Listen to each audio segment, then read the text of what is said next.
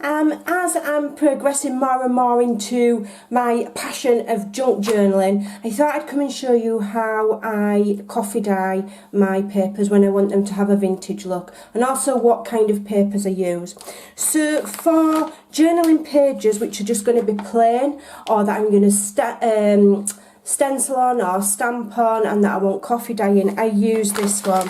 And we buy this in bulk. My husband gets it for his business, and it's called Red Label Canon Presentation. And you can use it in laser or inkjets. Now this is only 80 GSM, but by the time you have dyed it and then dried it out, that seems to make it even more sturdy. So this is just for writing. You know, I can make my tuck spots out of it. I can use it to sew onto the back of tags. I can use it for layering, and as I say, I'll use it for the plain pages.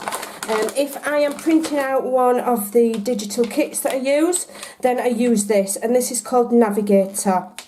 And I get this in the UK from Wilco's, Wilkinson's, and this one is 120 GSM, if you look there, okay. So this is what I use, and it's ideal for everything, but it's you can use it in laser and you can use it in inkjets, and it's nice and smooth, so it's a good quality. It's been smoothed. The only thing that I do find with this is my printer doesn't always like it for some reason, and so what I did, you know, I asked for some advice on some journaling groups, and what I did was I went into the settings of my printer and put it to other photo paper, okay, or other paper, rather than standard paper. Just put it as other. I think I have it as other photo, and then the computer, then my printer doesn't mind it. But this, because it's a presentation paper, it's going to take the ink nicer, and it doesn't soak through to the other side, which is the difference between using a quality paper for your printing and not. A cheaper paper, the ink will probably go through to the other side, and when you're doing journals you don't want that, because you might want a digi image on one side and then you might want to have the other side plain for journaling, and this paper doesn't bleed. It doesn't bleed through, it's lovely. So I've got here my coffee dye solution. I have mine in a mixing bowl. I've got about 4 heaped you know, tablespoons.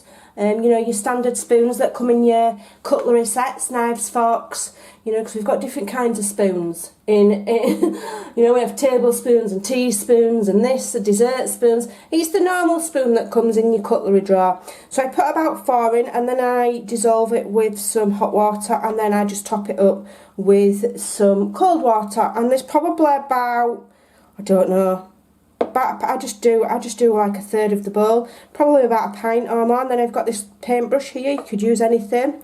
And some people pour the solution in a tray and then soak the paper. Now I don't like that method. It don't work for me personally. The reason being that I'm quite heavy-handed, and when I do that I end up ripping the paper.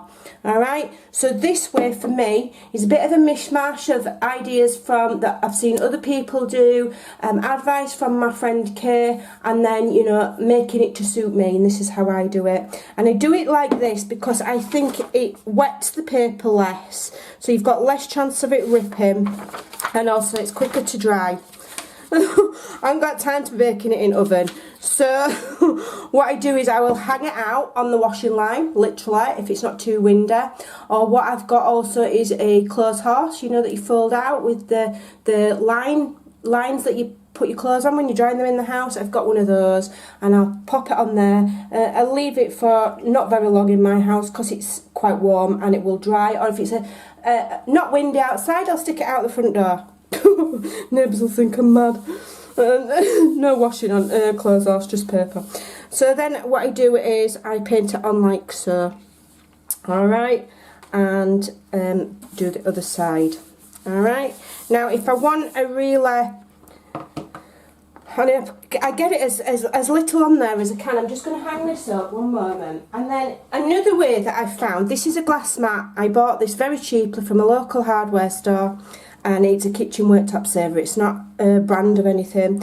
And another way that you can do it is if I wet that, okay, then I can lay my paper on there and I can almost smoosh it about, and it's a bit like watercolour smooshing, and you can get some really good effects. And you can, especially on the other side, if you be careful, and you can just dab it in like that and just dab it about, and then when that dries you'll get a really cool effect. Rather than it all being one colour, you'll have a mixture, alright, and that'll be really cool. So let me leave that to hang up. I'm not worried about the small amount of white spaces, because more often than not it will run in. And this is a good way of doing things like, I've got these index cards here that I'm going to do, so I'll just put some on my glass mat and then smoosh my index cards about like that, give them a shake, and you get these funky effects then, rather than just all one. If you're just dipping it, yeah, then you're going to get these cool effects, a bit like watercolour smooshing. So there you go, that's those. And then let's have a look with these little CD envelopes. Let's dip some of these in and see what happens. You can always clean off the windows when you've done, and you can just dip that in, and you can get some cool effects rather than dipping it, the whole thing, straight into a load of liquid. Leave that to dry, and that will dry then with those mottled effects, and it'll look even more super cool. So right, I'm going to have to clean up now. I've splattered the coffee dye all over my window. So I'm going to go and carry on doing this. It's how I do it. If you prefer tea, you can do tea. And sometimes if you, like this one I'm just playing now, but if you leave it until, you know, there's not a lot of coffee, you're going to get some really awesome effects like that. I'll go and put these probably in my boiler room to dry, and I think they'll look pretty cool when they're done. Alright, so there you go. That's how I do mine. Get yourself a brush and some coffee in a bowl, and you're good to go. So those are going to dry with some lovely looking effects, and yeah, it's just make sure you wash your hands in between, or use gloves, or you'll end up with brown fingers where the coffee stained them. That's it for now. I just thought I'd share that quick tip with you. It's an easier, quicker way, and it's a bit of a mishmash of lots of different ideas that I've seen, and for me that is the easiest way to do it. Thanks for watching, and I'll see you soon. Let me just splatter some more on there. Bye for now.